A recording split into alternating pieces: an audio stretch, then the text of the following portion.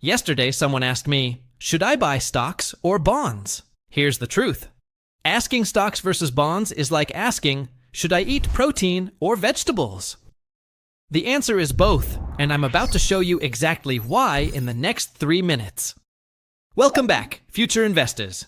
Day 2 of our stock market journey. Yesterday, we learned what stocks are, owning tiny pieces of companies. Today, we're meeting stock's boring but reliable cousin, bonds. And trust me, this boring investment might just save your portfolio. Imagine you have 2 friends who need money. Friend number 1, Sarah the startup queen.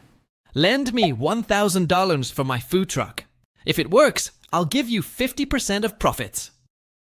That's basically buying stocks. You're an owner, sharing the wins and losses. Friend number 2, Bob the banker.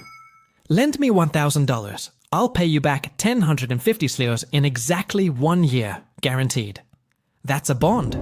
You're a lender getting fixed interest. Which friend would you choose? Plot twist. Smart investors choose both. When you buy a bond, you're basically giving a loan to companies or governments. They're saying, hey, we need cash now. We'll pay you back with interest later. It's like being the bank. Apple might issue a bond saying, lend us money for 10 years. We'll pay you 4% every year. You get predictable income. They get funding. Everyone's happy. The catch? Your returns are capped. Even if Apple makes trillion-dollar profits, you still only get your 4%. Perfect example. In 2023, when everyone was panicking about tech stocks crashing, US Treasury bonds were paying 5% risk-free. While Tesla stock dropped 65%, bond investors were sleeping peacefully, collecting steady payments. But here's the kicker. Over the last 30 years, stocks averaged 10% returns, while bonds averaged 5%. Stocks won the long game, but bonds won the sleep-at-night game.